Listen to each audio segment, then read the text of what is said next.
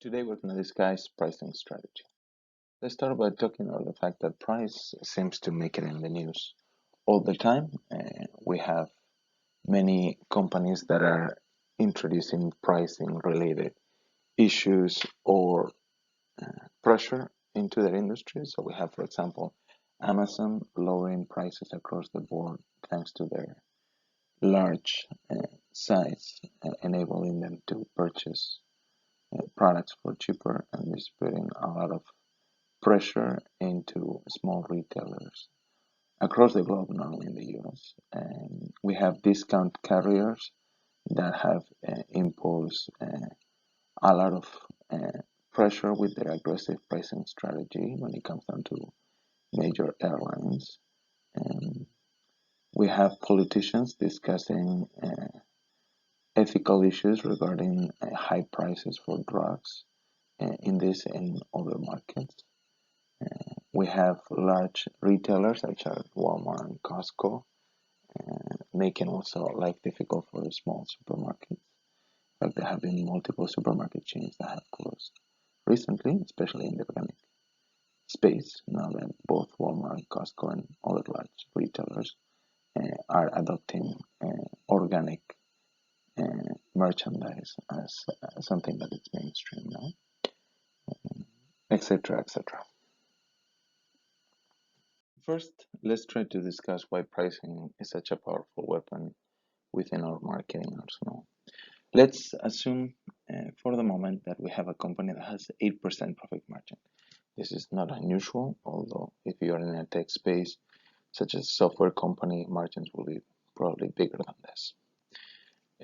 So let's start with that assumption. Now, assumption number two, let's assume also that we can increase price by a small amount, let's say 1%, without customers noticing much, and because of that, without having much of an impact in our sales.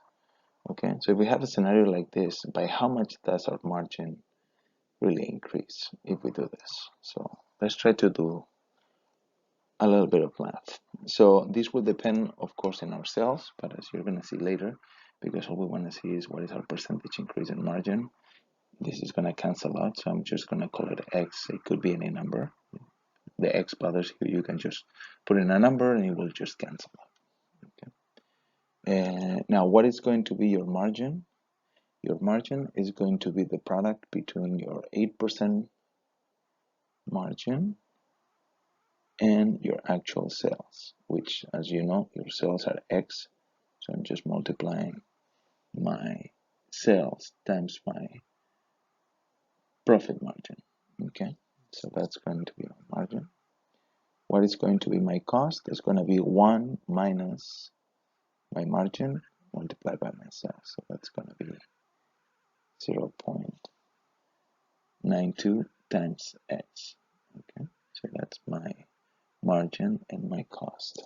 And now, what are going to be my new sales now that I have increased price by 1%?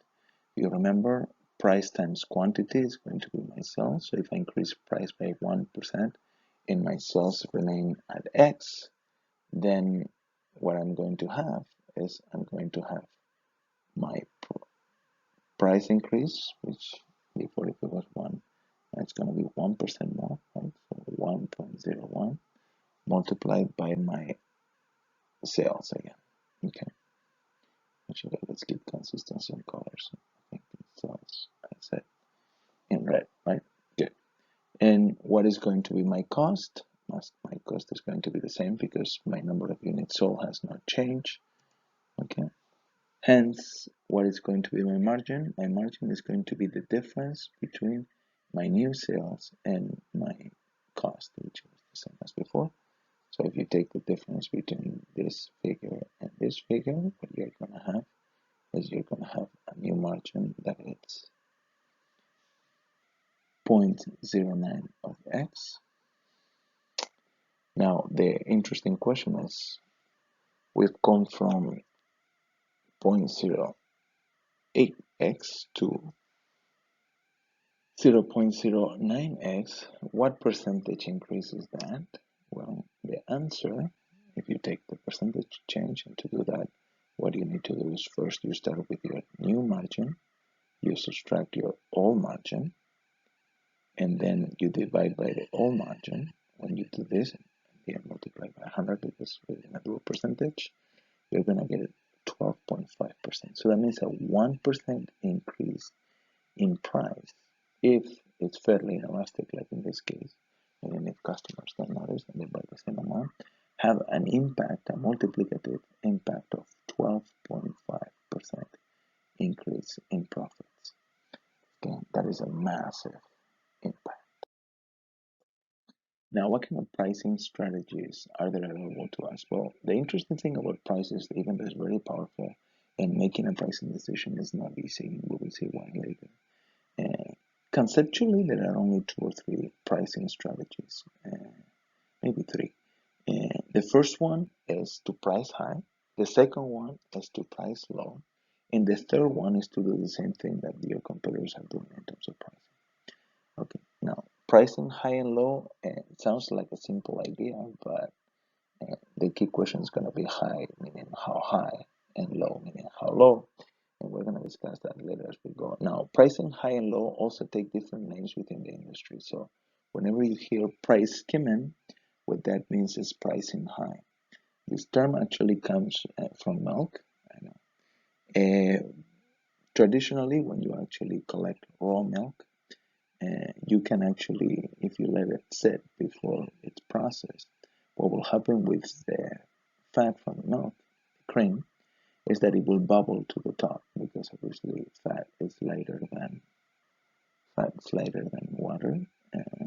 As you can see, whenever you drop a little bit of oil in water, it will just bubble at the top and create like a little rainbow. So price skimming is actually the idea of skimming the milk by removing the best part of the milk, which is the cream. Okay, that's where skimming comes from. The opposite to price skimming is penetration pricing. The idea of penetration pricing comes from new product introductions, where you're trying to increase the penetration in the marketplace.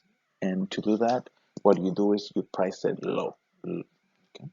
Prestige pricing is another term that is also used highly in the industry, and it refers to a high price because usually higher prices are associated with luxury items. So prestige pricing is a high price. Value-based pricing, it's talking about how much customers are actually willing to pay for the price. So it could be considered also high. Competitive matching is the third strategy that I refer to, other than high and low, which is when you don't know what price to charge, just price your product like your competitors price your product. And you can see this happening a lot, especially in highly competitive spaces where maybe telling differences between products is difficult. For example, gas stations, if there are 4 gas stations in 4 corners in an intersection, you will usually see that prices are pretty similar. So what's happening is they are competitively matching their prices.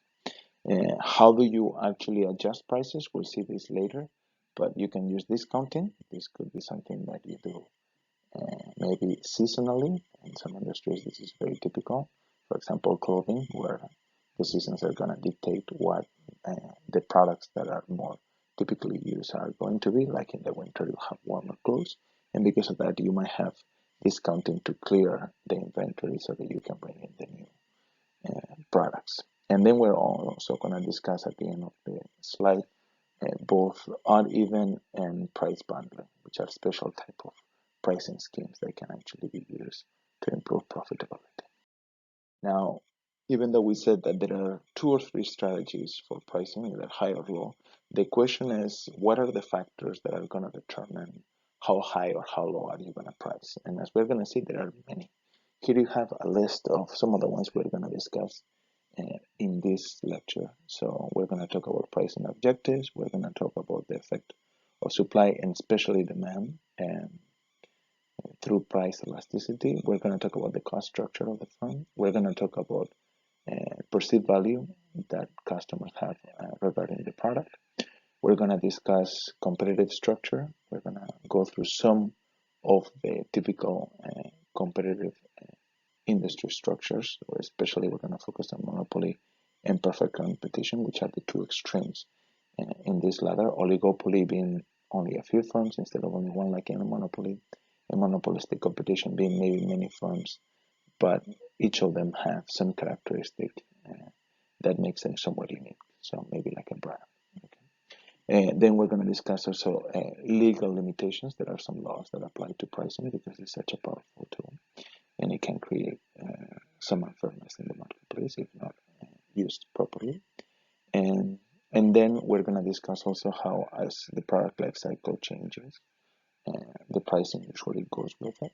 And maybe we have some time to discuss how to coordinate pricing with some of the other elements of the market. Now, first, let's start with pricing objectives. And there are different types of objectives that you could have.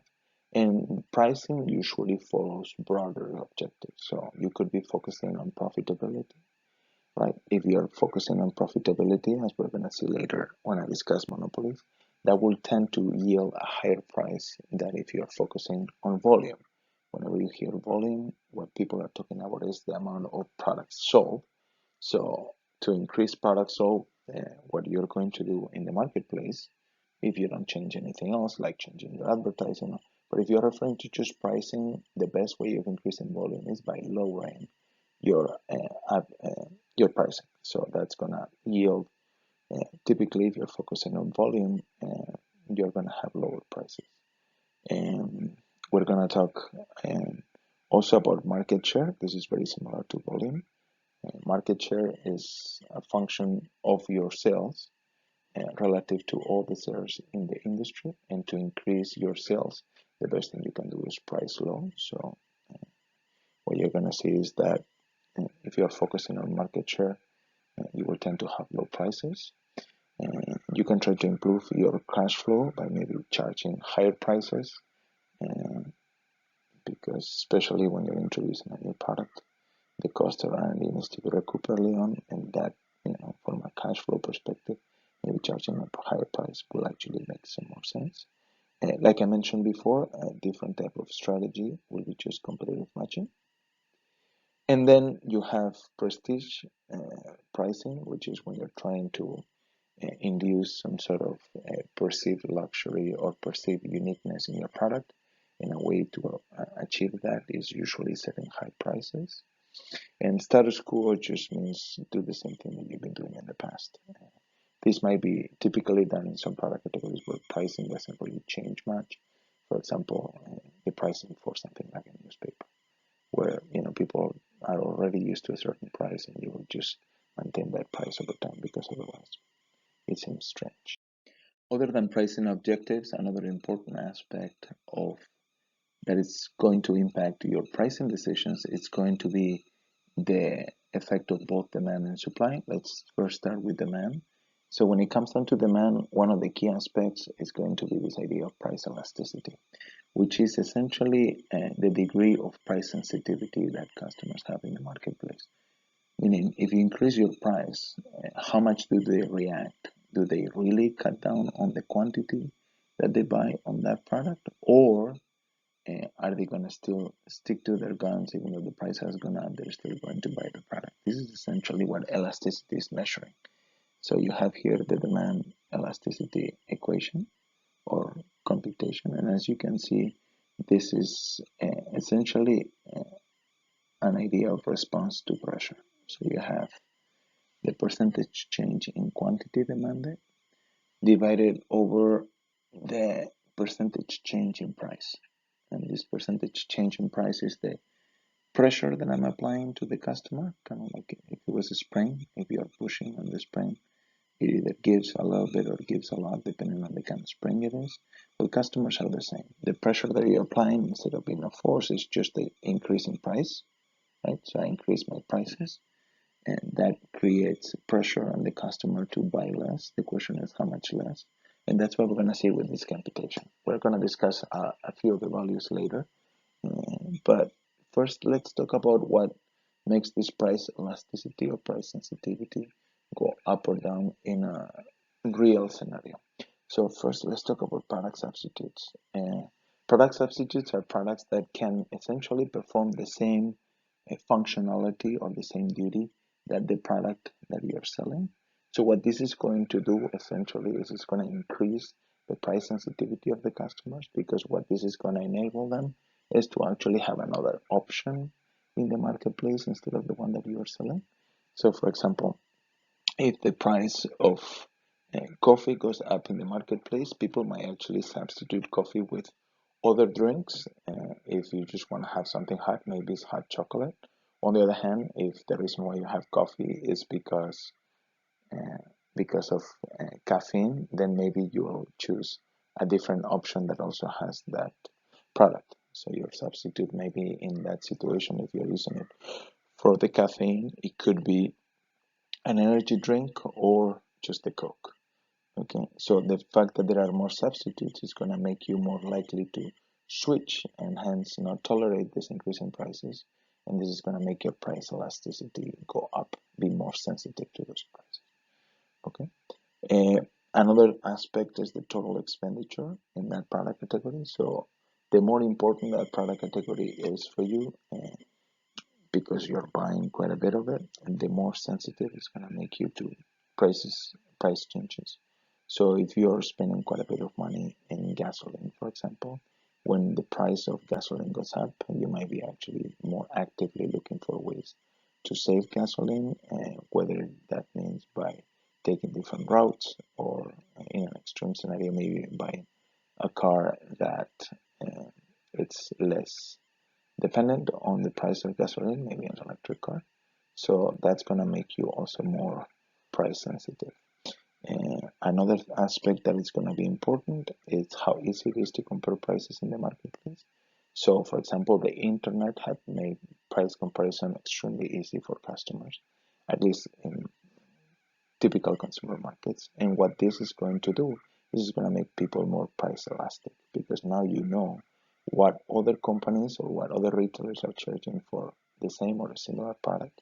And because of that, you're going to be more sensitive to changes in prices. And then the last aspect is brand strength. So if you have a very strong brand, that's going to make people less price sensitive. So if you have a brand that is actually weaker or not as strong, that's going to make uh, price sensitivity more of an issue. So all these aspects are going to determine how relevant price sensitivity or price elasticity is going to be in a real scenario. Now, let me show you what we mean by price elastic uh, or inelastic. So here you have two typical representations of demand curves. Here on the right side, we have a more inelastic demand, and here on the right side, I have more elastic demand. And how you can see this is by just looking at what happens with the changes in prices. So here I have a change in price, and here I have another change in price that is actually smaller. But this smaller change in price from P1 to P2 has actually a bigger impact in quantity, right? So we go from selling this many units to sell quite a few less. You can see the distance between Q1 and Q2 in the right side is quite a bit bigger than the one in the more inelastic demand curve. So the idea of demand elasticity is the more elastic it is, a small change in price is going to have a much more dramatic change in volume or sales. And an inelastic demand is going to have the opposite impact. Okay. Now, what else decreases price sensitivity? Or the factors that I've discussed before. Whether the product is considered to be a necessity or some sort of luxury. So, for example, the case of gasoline that I was discussing before, if there is no clear alternative for gasoline, because, at least for the time being, in the short or medium term, you need to stick to your guns of keeping your car as it is. And maybe you cannot move to a closer place so that you can use less of it. That will basically get you stuck on using the same quantity of gasoline regardless of the price. So if it's a perceived necessity, you are more likely to be price insensitive. Again, the same thing. If there are no product substitutes, that's going to lead you to be more price insensitive. And complementary products also do this. What is a complementary product? It's a product that is traditionally either bought or used with the product that you're selling. So, for example, if you're selling strawberries, a complementary product will be whipped cream, right? So when you have complementary products, what those do is they actually decrease price sensitivity. So if I already have strawberries at home and I'm thinking that I want to have strawberries and cream, that's going to make me less sensitive to the price of cream when I go to the marketplace to buy it, because I already have the strawberries and the presence of that complementary product makes me less price sensitive. Okay. And then another thing that is critical, especially from a marketing perspective, is differentiation. The more distinct or unique your product is perceived in the marketplace, the more likely people are going to pay a premium price for it. So it's gonna decrease price sensitivity. And perceived product benefits is along the same lines of differentiation. The reason why your product is perceived to be different is because it has some superior functionality and or benefit attached to it. It doesn't have to be necessarily functionality. It could be perceived quality. It could be any aspect that will provide a benefit to the product in a unique way relative to your competitors. That's going to decrease price sensitivity. Continuing with elasticity, here you have some actual empirical estimates of elasticity. These are computed over multiple years in the marketing scientific literature. And I have here different product categories so that you can see how these elasticities vary depending on the product category. Let's see if we can see, or at least comment on a couple of patterns that we can tell from this. So we have here both consumer durable goods and non-durable goods. Okay, so we have non-durables, and there is no clear pattern right there just by looking across these two. There is a range of values. It varies by actual product. Okay, and so I can't see anything obvious from that. But here you have an interesting pattern. You can see here pharmaceuticals. Right? So, this is, by the way, in general from multiple articles, and this is from a more recent article by these two researchers that has quite a bit of data on these kind of models. So, as you can see, here there is an interesting pattern. So, notice what happens with innovative drugs, right? Innovative drugs have a fairly small price elasticity. By the way, I forgot to mention price elasticity is inelastic if it takes values smaller than 1. So smaller than 1 is inelastic. Inelastic is values larger than 1. Okay. So as you can see, innovative drugs right here have a pretty low price elasticity. Okay. Between 0.2 and 0.7. On the other hand, if you look at generic drugs, or even better, me-too drugs, those are drugs that don't have any particular extra benefit in terms of the indication or how quickly they can actually tackle a certain condition. Okay, you can see that on average, regardless of whether you are at the lower of the range or the high end of the range, they are actually they have a higher elasticity. So people are more willing to pay for a premium on innovative drugs than they are on me-too drugs, which makes a lot of sense, of course. You can also see that with generic drugs, which is even more. So when there is no brand associated with it, the price elasticities are even smaller. And you can also see over-the-counter drugs. Also, it's lower than what it will be with all these drugs over here. By the way, these all require prescription. Okay, these are with prescriptions, and the ones at the bottom, these are over-the-counter. So over-the-counter, on average, is going to have a lower elasticity, which also makes sense. Right? What else? Any other interesting patterns? Yeah, you can see something similar here when it comes down to automobiles, right? You can see that luxury automobiles have actually a lower price elasticity than, let's say, say traditional or mainstream cars, and and that will also make sense because people that have the money to actually spend on a luxury, they tend to be less price sensitive than somebody who's using the car just because they need. Okay. Other than talking about the demand aspects, let's also talk about other firm-specific aspects. So for example, cost structure is particularly important. The reason why this is important is because a lot of companies, especially smaller companies, but it doesn't have to just be, they use what is known as cost plus margin pricing, which is essentially setting up your price as follows. You take your price, and your price is going to be a function of essentially your cost per unit plus plus whatever margin you are interested in charging. Okay, so if you have this simple pricing strategy, obviously your cost is going to be an important determinant on your pricing strategy or your pricing level. Okay. Now, even if you're not using this cost plus margin pricing, uh, cost is always going to impose an important constraint in your pricing decision making because it's going to be a floor. It's going to put a minimum of price that you can actually charge at least sustainably in the long term. What do I mean by this? Well, obviously, if you're pricing your products below your cost per unit, what that's going to do is it's going to make it unsustainable over the long term because you're going to lose money for each unit that you sell. The only situation where that will be viable is if you can recuperate the money that you're losing in some other way. So, for example, if you're a self-in carrier like Verizon, and what you do is you have some headsets, some telephone devices, some smartphones, right, that are, let's say, manufactured by Motorola, and Motorola charges you $100 for each headset.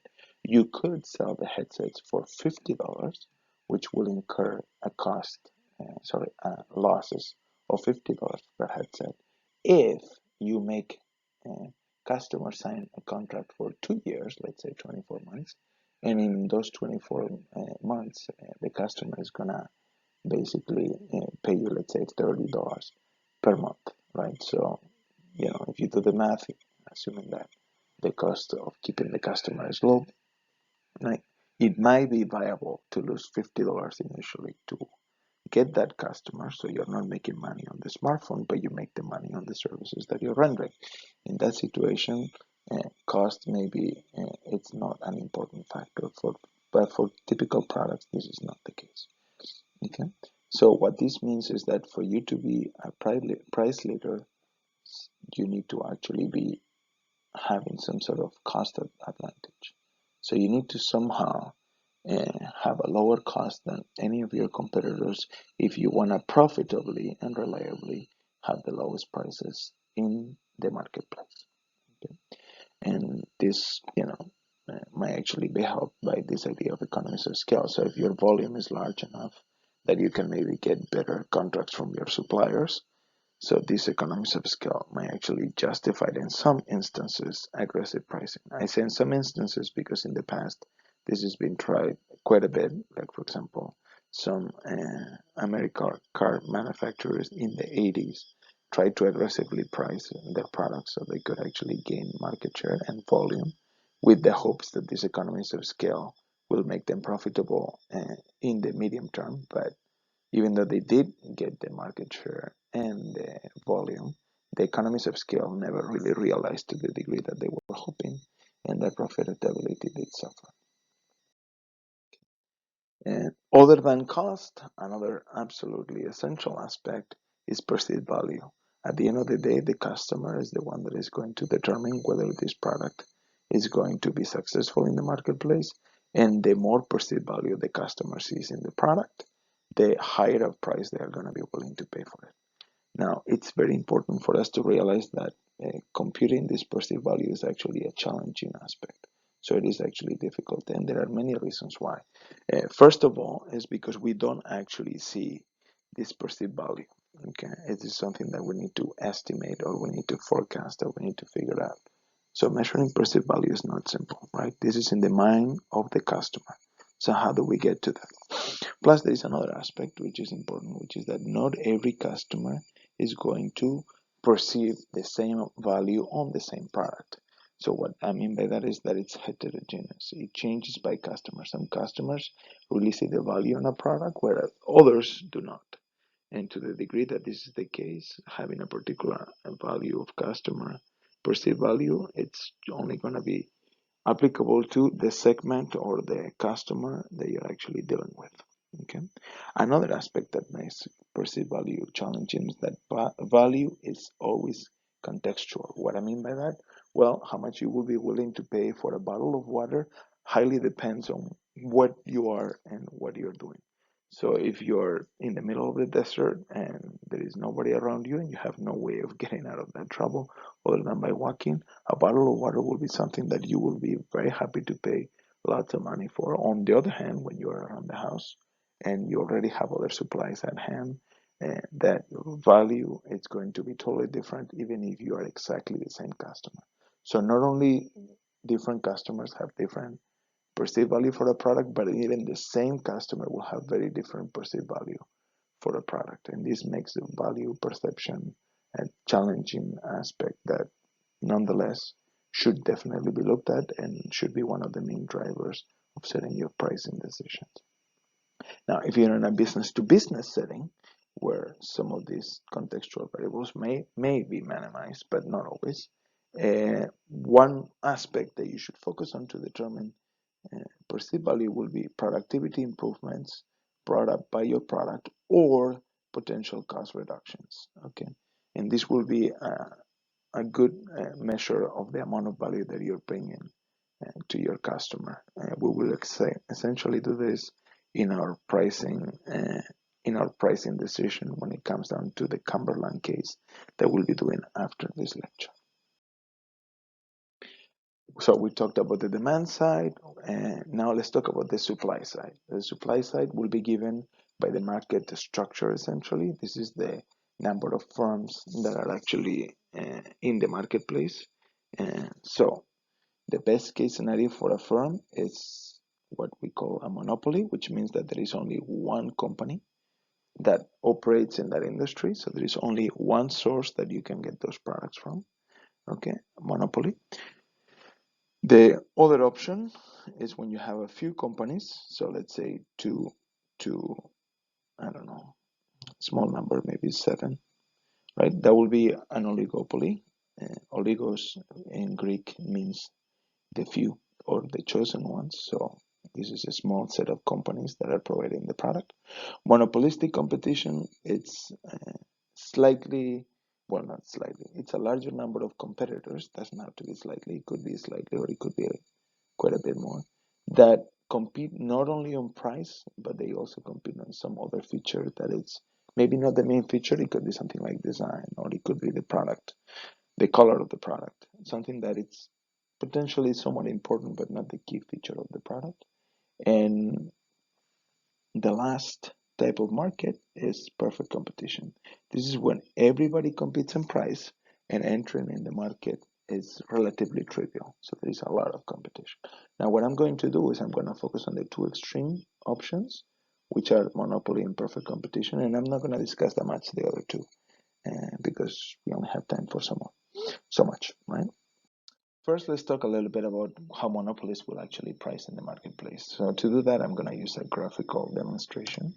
So let's start with the axis. You can see on the x-axis we have quantity, and the y-axis we have dollars, which is how we're going to represent our price. And we have the 0, 0 as our corner between the two axes over here. Okay, now we're going to assume that the demand function is linear. So we're just going to have a line, and it's a given demand function. It's going to be obviously a function of how attractive our product and brand are in the marketplace, but we're going to not make any changes on that and take it as a given. Now, given this, and we're also going to assume that the monopolist has a certain cost function. In fact, it's going to be a cost function that is going to make their price per unit equal to the marginal cost, just to keep it simplistic. Okay, so that's basically our price per unit is fixed. If you're taking an Econ 101 class, you might have seen cost curves that are, instead of being flat, they have maybe some sort of U shape, and that's probably more realistic but it doesn't change our inset, so I'm going to keep it simple and just make a line. Okay, so we have a certain cost. Okay, now these monopolies could charge any price they want, but if they charge a price higher than that yellow P, where that demand curve intersects that y-axis right there at the top, nobody will buy the product. So because of that, they probably will not charge a price higher than that if they're smart, right? They're trying to make money.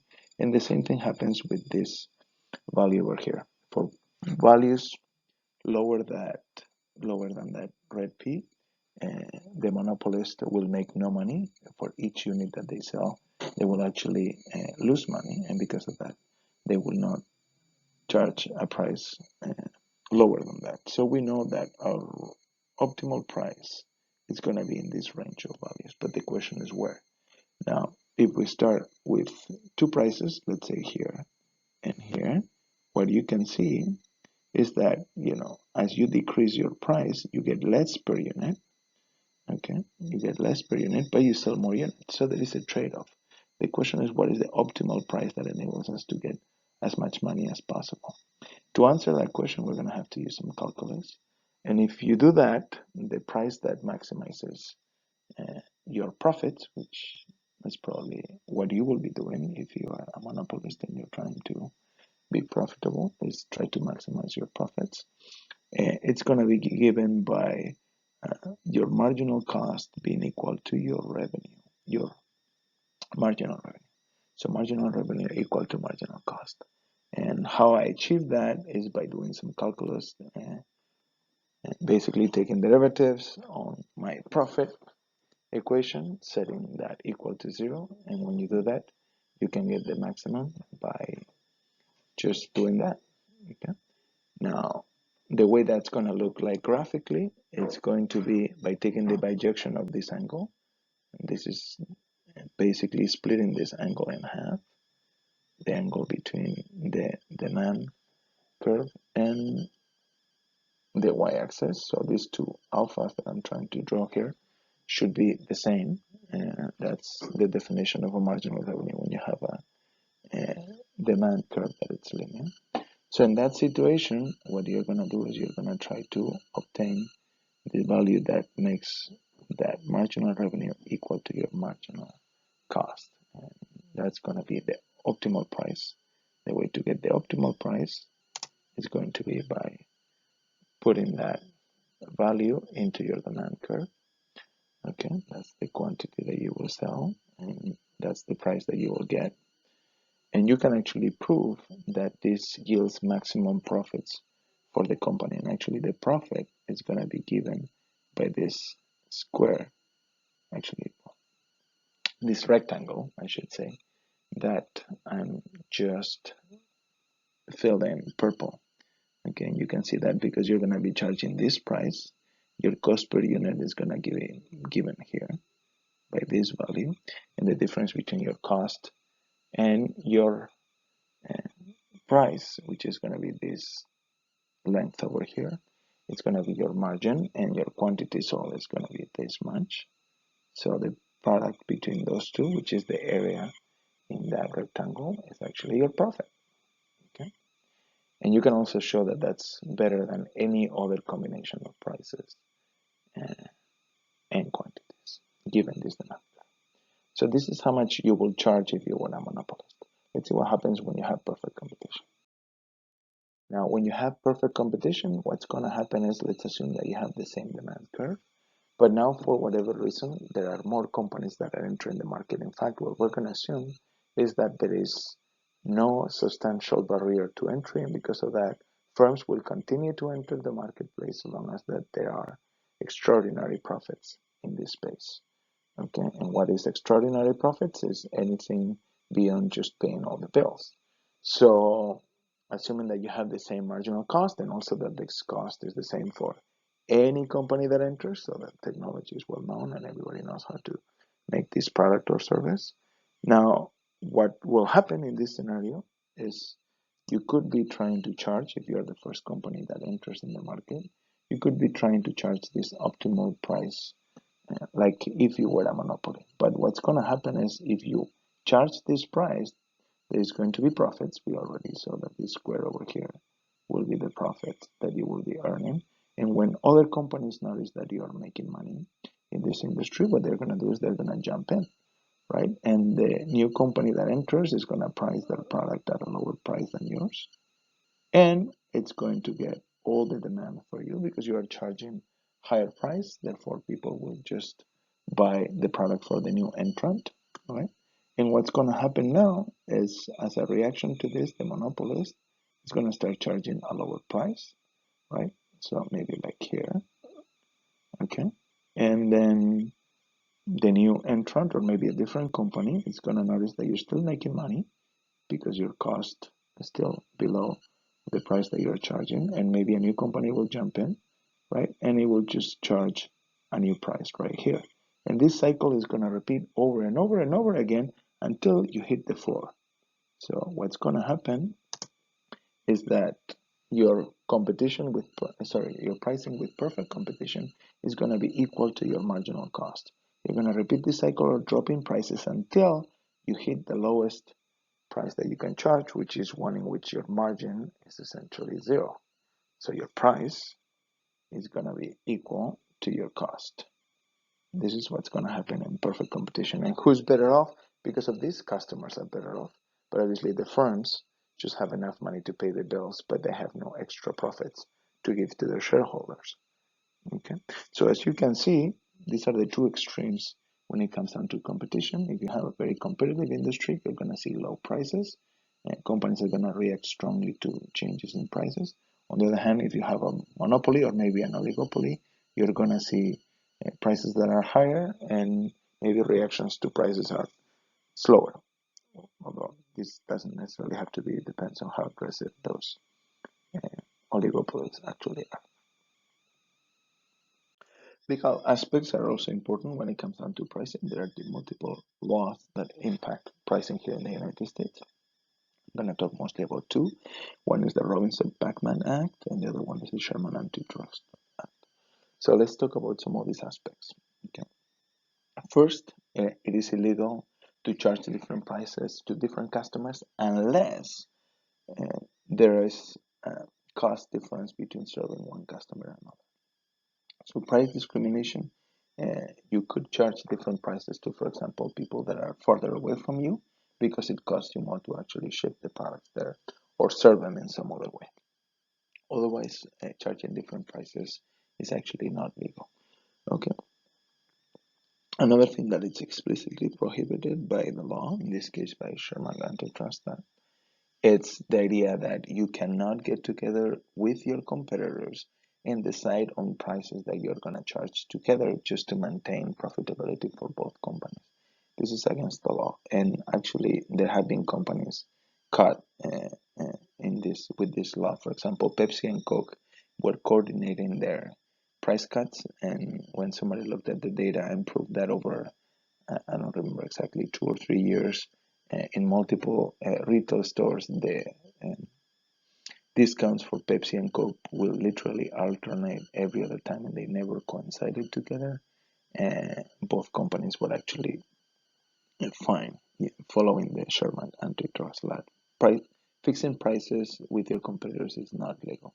Another aspect that could actually occur in the marketplace is the idea of predatory pricing. Predatory pricing is the idea of dropping the price dramatically so that you can push other companies to get out of the market, and then with the hope that after they leave the market, you can increase the price.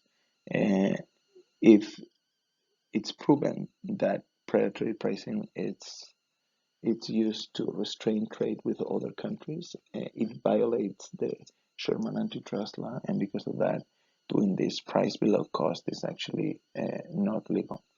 So whenever there are imports, this is one of the aspects that companies will be looking at. You're not allowed to price below your cost. On top of not being profitable, it's also illegal. Okay.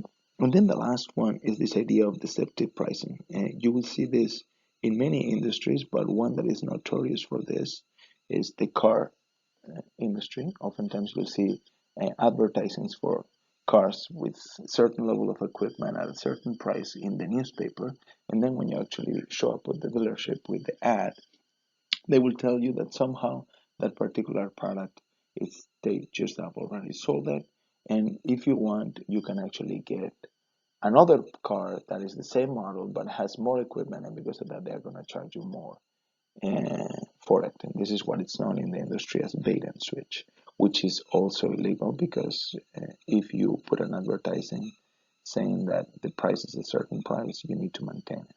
Okay. Multiple car dealerships have been fined for this violation of this principle. Okay, another aspect that it's important for pricing is where we are within the product life cycle. This idea of the product life cycle, it's that for a product category, so we're not talking about an iPhone, but we're talking about smartphones, which are iPhones and then Samsung Galaxies and many other models. So if you look at the sales for the whole product category, it usually has this shape that you can see here in red. These are the sales of the product, and you can see how over time they have this S-shaped curve, okay, where they grow fast in the beginning, and then they reach some sort of plateau, and eventually they decline. Okay, now this curve is going to have consequences, and the things that actually happen at these different stages, which we have the introductory stage, we have the growth stage and maturity, and finally the decline. We're going to have usually different pricing policies that you're going to see, and prices are going to be changing over the life cycle just because time is passing by, not necessarily because the strategy will become better. So let me briefly discuss this idea with different stages. So in the introductory stage, usually here is where the prices are at the highest, but how high is going to be a function of price elasticity, which we have already discussed before. If customers are particularly price sensitive in this space, and maybe because the new technology that you're introducing that is creating this product category is not that radically different from the old ones, then what you're going to do is you're going to have a high price but relatively lower than what would be otherwise. So if you're introducing a very exciting and functionally superior technology, that will give you leeway for maybe having a higher pricing strategy, which will be associated, for example, with price skimming. On the other hand, if the technology is maybe not so radically superior, then you probably are going to be looking at some sort of penetration or lower prices. But this is all relative to what will be otherwise. And so maybe penetration pricing in the introduction, it's lower than it could be, but it's still relatively quite high compared to what's going to be over time. Now, it's going to happen with growth is as uh, people start buying the product, new entrants are going to come in, new companies are going to jump in the marketplace, and this is going to make usually price decrease over time. So what you're going to observe is usually a negative trend on the prices that it's going to basically continue for the remainder of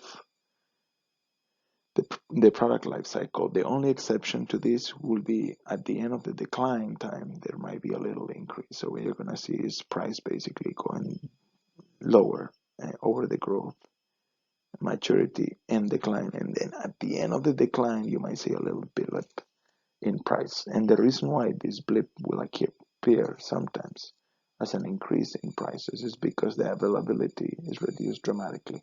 So what's going to happen in the maturity is that a lot of the firms are going to actually exit the market because price competition is going to be pretty fierce. So prices are going to keep dropping and dropping, and because of that, some companies are just not going to be profitable, and they will actually leave the market.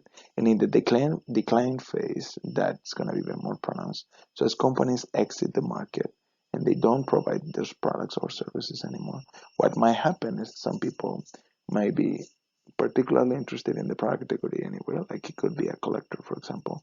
But the fact that not many options are in the marketplace will make eventually increase the price a little bit.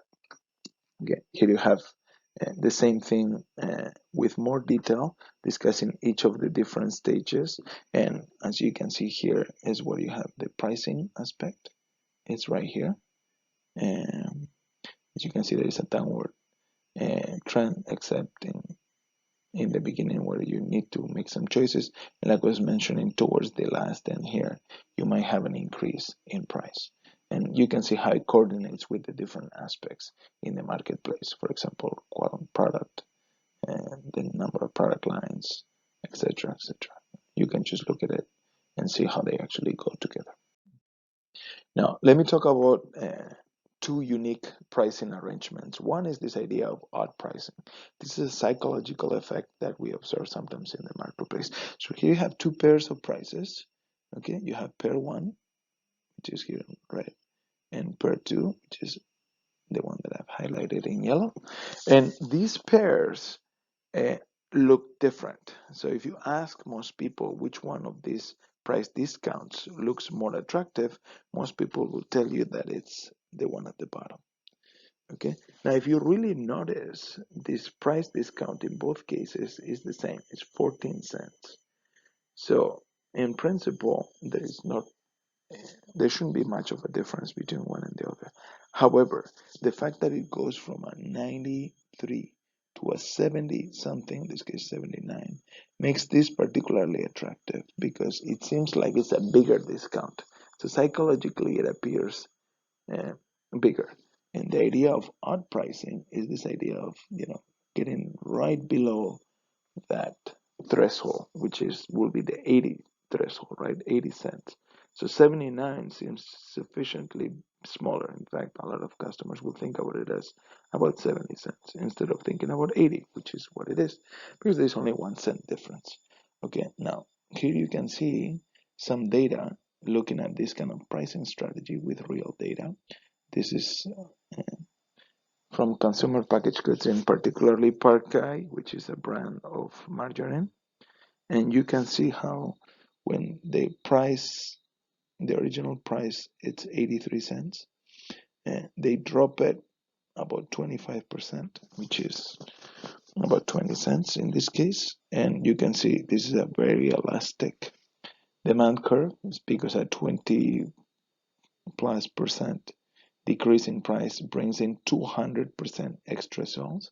But when you do the same thing and you drop just a little bit more, 4 more cents, okay, that has another 200% plus increase, which is definitely disproportionate what you will expect by looking at the price changes. So getting to 59 cents per unit makes it dramatically cheaper in the minds of the customers, and because of that, you see this increase in odd pricing. This is why a lot of the prices that you will see at this in the stores will be $19.99, which somehow it seems in the mind of the consumer that this is smaller than $20.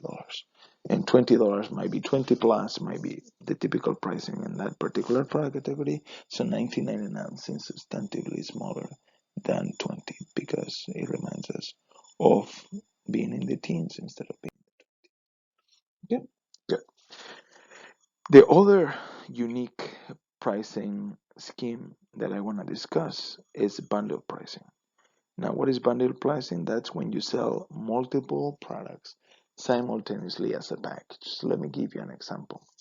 One thing that movie studios sell as packages are movies, because movie theaters, like Regal, for example, will not buy individual films. They actually buy packages of films. So let me show you why they do this. So imagine that you have two movies, right, that come from the same studio. Okay, and imagine, just to keep it simple, that in the marketplace there are two different segments of buyers, buyer A and buyer B. Okay, now for whatever reason, buyer A strongly prefers movie one over movie two. Why?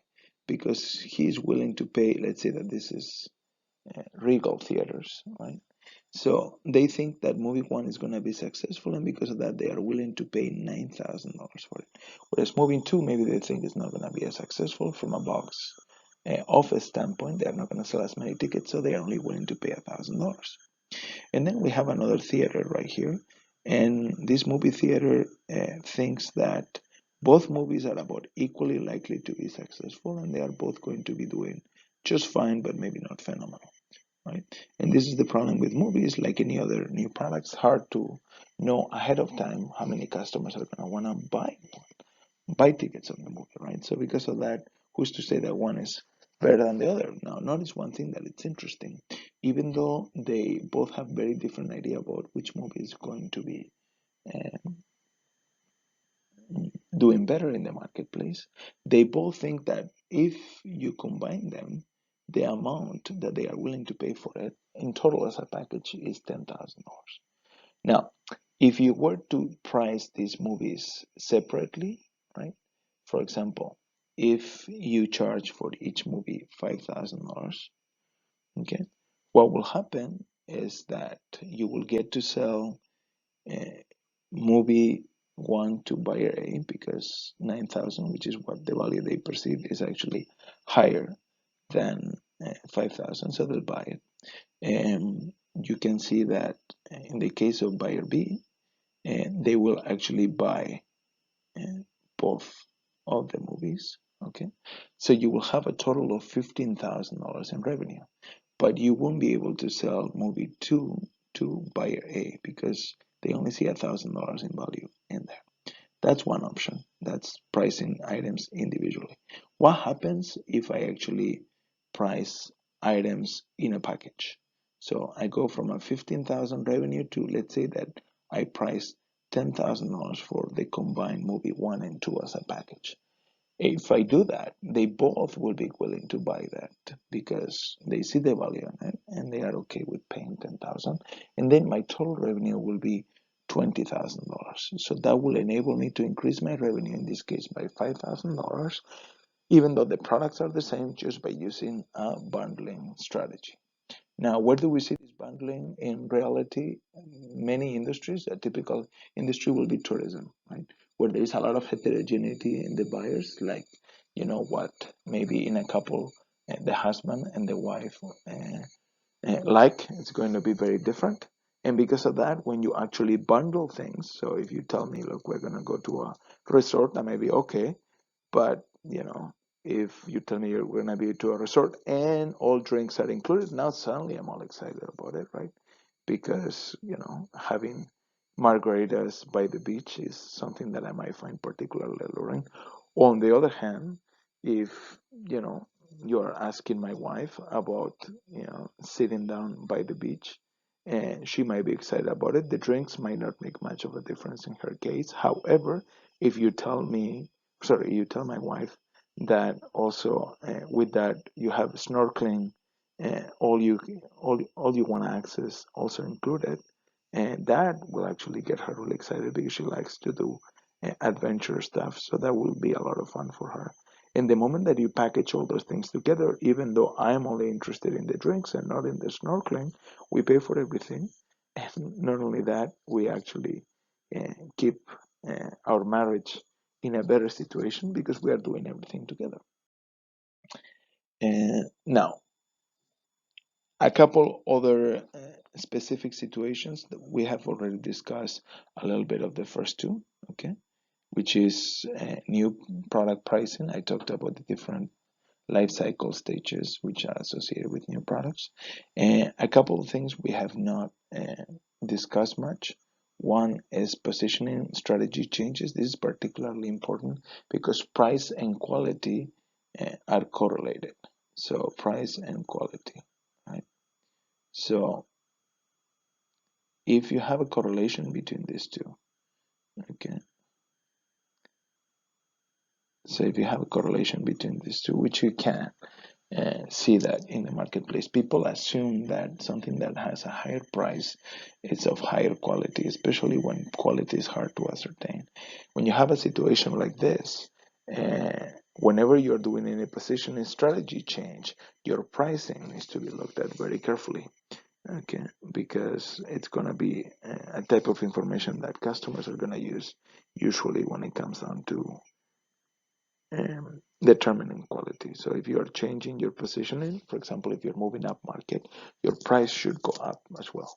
And the opposite if you're actually going down market, right? So price plays a critical role when it comes down to repositioning a brand, especially if you're moving it vertically. Okay. And another thing that it's important is how quickly are we going to react to pricing changes from competitors, right? So this is the idea of competitive reactions. How likely are we to just engage in a price war if that actually happens? And that's really dependent on the industry and depends on the number of competitors, etc. But basically, how quickly we react is going to set the tone for the future. So, in the end, we have discussed many factors. Our pricing situation in general, if we're doing a case, for example, it's going to be a function of all of them. Right? We talked about value, which is going to impose a ceiling over here. You're going to have perceived value. What else are we going to have? We're going to have cost, which is going to put a ceiling for us, right? So cost will be here, right? We have a ceiling.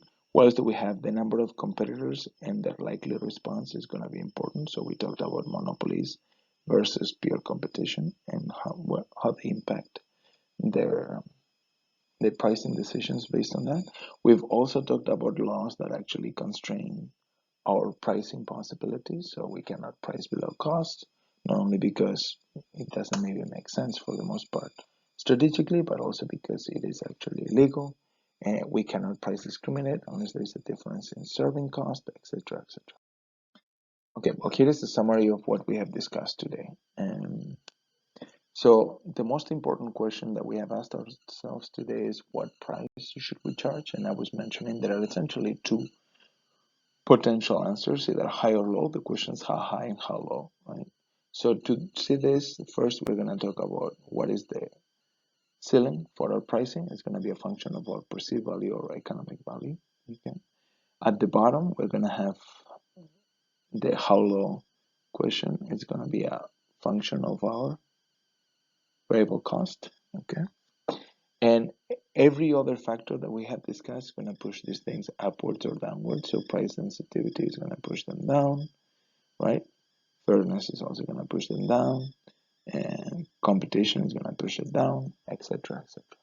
So this is the band of values that you should be considering for your price. You actually need to numerically estimate these values.